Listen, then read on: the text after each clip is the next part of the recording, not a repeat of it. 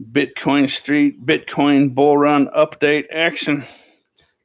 This is the bull run of 2021 right here on the screen. Sometimes simple is better. Got the whole bull run here on a line of support. Double line of support. It's working really well. I initially drew it in here March 22nd. I don't know if a lot of people weren't paying close attention on the 22nd for a couple hours. Go to the hourly here. They might not have noticed that was the third data point. Go back to the 4-hour chart can show the whole bull run. So there's 2021 right there. Everything you see there is the year 2021, and then this is December, November 2020 right there, something like that. I don't see anyone else, and I watch a lot of YouTube channels. I didn't watch a lot today, but I haven't seen anyone else draw this in here yet. I don't. They might be forced to see it here eventually. Technically, if you were to look at this now, this would be a data point, but I just throw that in the garbage. It's the Elon Musk pump here, but I don't want to get too far off on that and explain that every single video. So what people are interested in is what it's doing today and tomorrow and the rest of this month. And if you've been watching along, I've been saying April 2nd, April 3rd, we'll probably start pulling away from this support line, just like we've done the last two waves. The interesting thing I've been thinking around, kicking around, is there might not be a wave in April. What if we just creepy crawl up the support line the whole month? I was trying to process that in my last video. I couldn't say it the right way. Maybe we just keep setting all-time new highs throughout the month, and there is no big drawback. However, April 14th, Coinbase initial public offering. They're going to be listed on NASDAQ, so that should draw a lot of attention to the whole arena. I expect there will be a pump, and that's probably what will do it in April. But this line of support here, did I call it resistance? I have a habit of calling it resistance. It is. I mean, it is a line of resistance. It's just resistance against downwards. But let's just call it support like a normal person. And there it is. I have that. What do you like, the candlestick or the hike in the sea? I've been doing my videos in candlesticks, but I like the hike in the sea. Hike in the sea is supposedly the more modern, advanced, and I have to agree. Looking at that just kind of looks like a mess.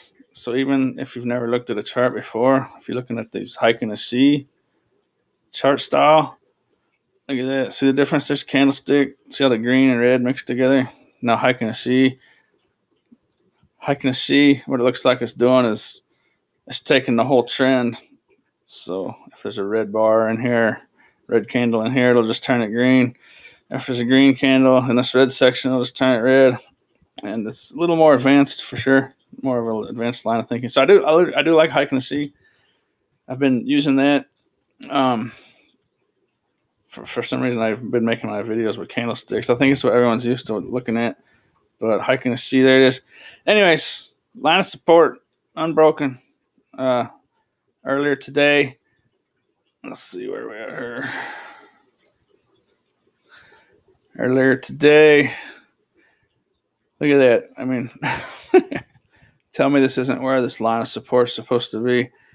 Today, 1, 2, 3, 4 wicks directly off of it. Zoom in real close. None of them are exactly on it, but I mean, look how close it is. It's $100 off. $100 off. Not even $100. 85. What does that say? 582. $300 off, and then this one's like $200 below it, and then this one is 7-Eleven. About 250 off of it. I mean, look at it. I noticed back on March 22nd that this little pump right here came down Came off at once, came down twice, back up. And then this is the Elon Musk tweet. But I have the top line on the 4-hour chart. I have the top line. If you're interested in following us yourself, this is cracking. I have the top line back here on January 27th. The top line is set at the bottom of the candlesticks. The bottom line is set at the bottom of the wicks. It actually interacts with it here. January 31st. Raises to a new all-time high. I am explaining this again, but for new people, it's pretty interesting stuff. February 27th, February 28th. Here it is. Bottom line's right on the wicks. Bottom of the wicks. That's essentially on the bottom of the candles there. Close enough. Doesn't need to be perfect. And 4 or 5 days later, again, here it is. None of these numbers have to be perfect. I think as soon as you just start rounding off stuff and just drawing stuff in, I mean, if you're looking for perfection, you're just not going to find it. This is as close as it's going to get. I mean, look at that. Look at it. Just the wicks right on that. Look at that. Boom. And that was 4 days later, right there. Pump up new all-time new high. Come back down. I mean, this is so much similarities. Well, I'm explaining it again, aren't I? Comes back down, right, just absolutely perfect. Look at that, just right on that line. And then Elon Musk threw out a tweet, and the traders got happy and FOMO in, and then mass liquidations, mass sellers. I'm sure a lot of traders made big money selling up on the top and created a little panic selling, I'm sure, in there. And I'm not so sure some miners might not have taken advantage in there. Who knows, you know. But I'm just throwing that all in the garbage.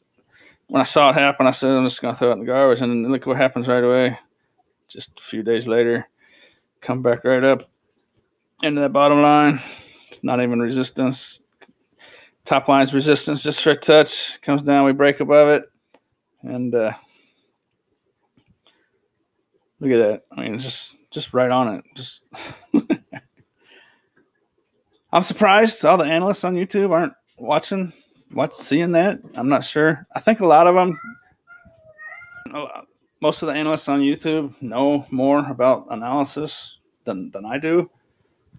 But I think a lot of them have a tendency to zoom in and start drawing triangles and all this and that. And that's all wonderful and stuff. And I don't even understand all that fully yet. I'm still learning. But I'm more of a, if you want to look up Willy Woo and Raoul Pal and the macro guys, they're more big picture guys. Willy Woo is my kind of an analyst. I really like the way he looks at stuff, and it feels to me like I kind of look at it from the outside in, and a lot of the analysts on YouTube have kind of spun off each other and learned from each other, and it's almost like they were all looking at the exact same thing all the time. It's like they're looking at the inside from the inside instead of looking at the inside from the outside. Looking at it inside out instead of outside in. Does that make any sense? I'm not. Hey, that's enough, you fruitcake. Bitch, leave her alone. Yeah, I know you're happy. Okay. You a tough guy. Leave her alone. Her alone. Leave her alone. Leave her alone. I know, you big tough guy. I know you. All right, break up a boxing match between my cats. I'm not dogging any other analysts. They probably all know more than I do about all the intricate workings. But for some reason, they're all missing that, or maybe they're not missing it. They're just, no one's talking about this. Just make a long story short. No one's talking about this. And maybe I just happened to be watching at the right time and saw that third data set. Because just a matter, like a day late, not even day 4, 8, 12, 6, like 20 hours. No, not even that. 4, 8, 12. About 12 hours later or so, Elon Musk put that tweet out. So if someone wasn't paying attention right here, they never would have really noticed it's pretty hard to ignore now. If an experienced analyst looks at this chart without the lines, I don't see how they can't see where the true support line is supposed to be. Maybe not. I was looking at this chart on other places, and it doesn't look the same as it does on Kraken. But it just fits in there perfectly. Look at it. It's not perfect. It's not absolutely perfect, but shoot, this is close. Look at it on a 1 hour chart. Check this out. I mean, there's where I drew it in, March 22nd here, Elon Musk tweet. And since then, look at this. I mean, that's more than an entire day. It's just right on it. Then it drops down. It's right on the bottom one. And then it pumps back up just like the previous months. Same time, give or take, give or take a little amount of time, give or take a little amount of money. It's just so close to being the same. And look at that. It just comes down, touches it, wick to it, wick to it, wick to it, wick. Anyways, I'm happy with this. I'm happy that it's my first and original analysis I'm putting out on YouTube. So I'm happy with it. Pat myself on the back. But I've been saying, if it follows, if it were to follow the last, this bull run so far, it would start to lift up. But I'm getting this inkling, maybe there is no drastic top. Maybe it's just a slow push. See how it's doing that? Maybe it's just a slow push, kind of like this. So this support line is gaining about $470 a day, give or take. So people think it's real boring right now and Bitcoin's not going anywhere, but that's not true. This support line is gaining like $470 a day. So by the end of April, we're at about 70,000. So what's the difference? Who cares? Boring's actually good because, if we pump up here to 70,000 and drop back down to, if we pump up to 74,000 or 77,000 and drop down to 70,000 at the end of April, or if we just creep up this line and we're at 70,000 to the end of April, it's the same thing. There's just no drama, In conclusion, I would say that in April, we're not going to really have a defined wave.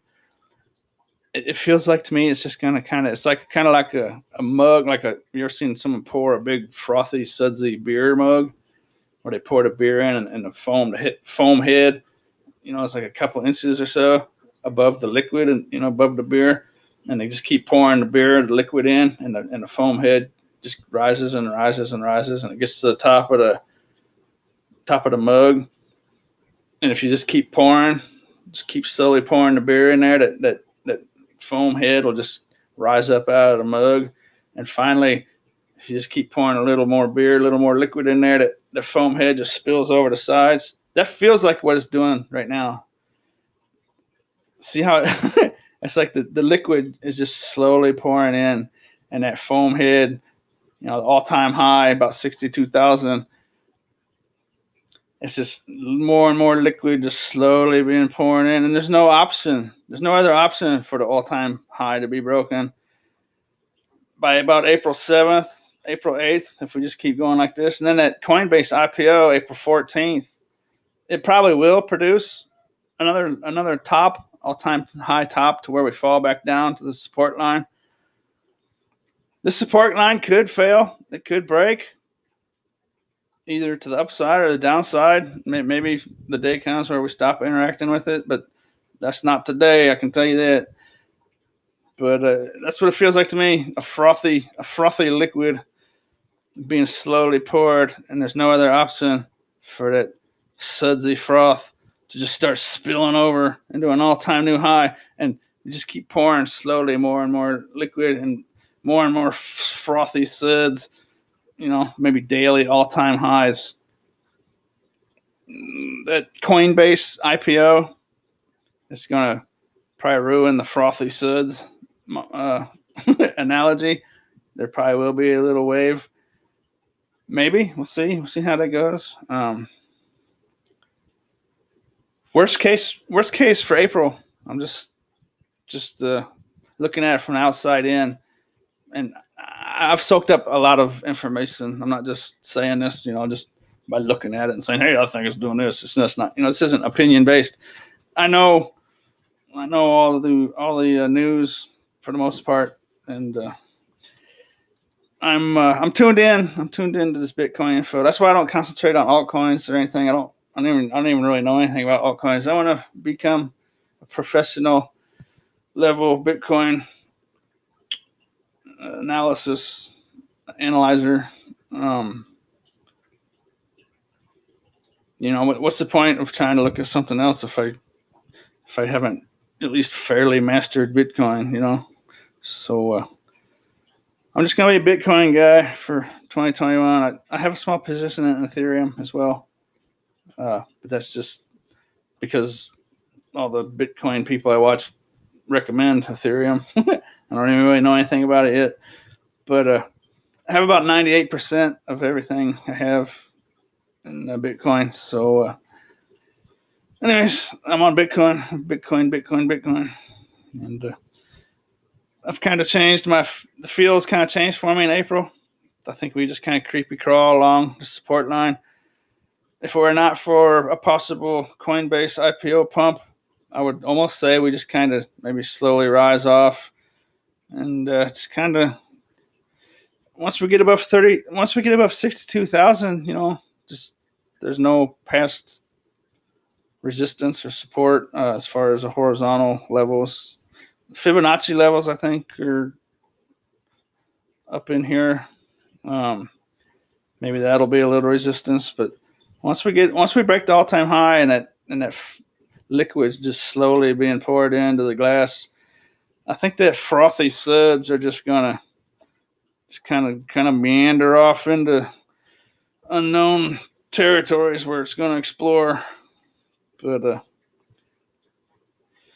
anyways, not much to update, I suppose, other than I would say no wave. Maybe it's just this, but I already said it a couple times. Coinbase IPO might produce a little wavy wave. I could do without waves. I could do without the up and down. I could do with just the $470 gain a day every day the rest of this month. Could you guys deal with that? Let me know in the comments section.